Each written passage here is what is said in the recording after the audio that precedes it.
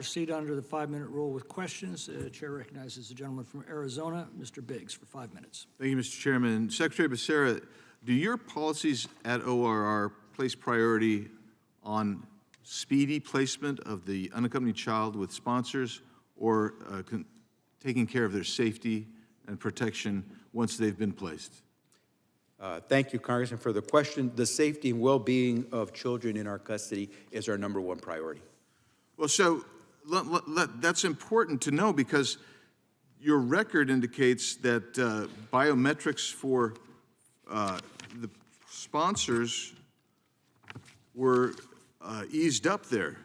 The use of DNA, I'm going to read from your directive from March 22nd, 2021. Use of DNA is only used for the purpose of establishing biological relationships for purposes of sponsorship and is not submitted to law enforcement personnel or run against law enforcement databases. Catch that last part? Not submitted to law enforcement personnel and not run against law enforcement databases. And to get this part, submission of DNA by the parent is voluntary. How in the world does that protect the child, the unaccompanied minor, when actually what you're doing is you're saying the parent, whether you submit to DNA, that's voluntary. So you're going to be taking whoever it is, the sponsor, their word. So how does that protect the child? Chairman, thank you for the question. We use a number of tools to make sure we can identify the child and certainly do the background checks on anyone who wishes to be a sponsor. We always hope that we can get the most direct information about the the people who are wishing to sponsor these children.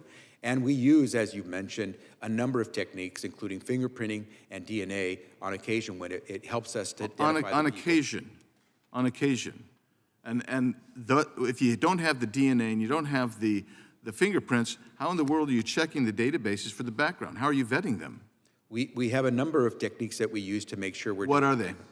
They can include any number of things such as, sometimes it will include fingerprints, it will include a direct interview with the individual, it will be a check on citizenship documents, it will be a How often do you use fingerprinting or DNA?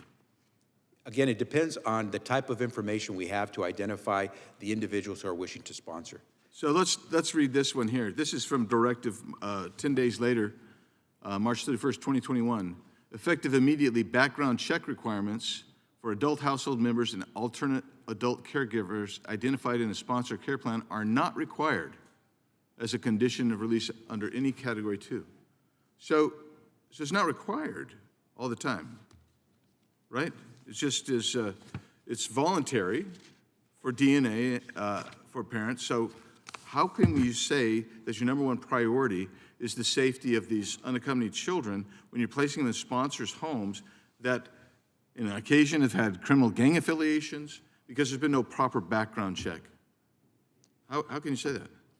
Congressman, if you follow child welfare best practices, you do an extensive background check. We follow child welfare best practices, so we do those extensive background checks, which could include any number of things.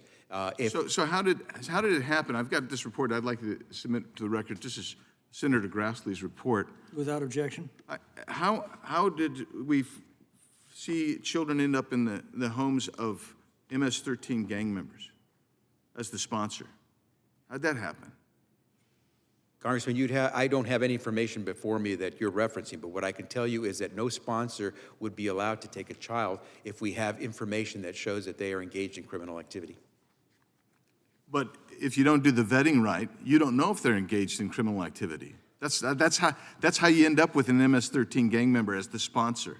That's how you end up with pedophiles getting 20 children in the same home. That's how you end up there because the vetting's been crappy. I mean, that's the bottom line. So if we go on and we get to this other aspect where you say the emphasis is on safety, not speed, I'm going to read to you now the memo of concern filed in July of 2021.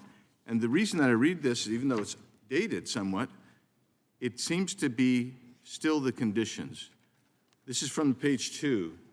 Since the beginning of this current influx, ORR field staff have seen the transformation of the Division of Unaccompanied Children's Operations within ORR from a child welfare focus model to one that emphasizes what seems to be, quote, release to someone as soon as possible, close quote, model, close quote.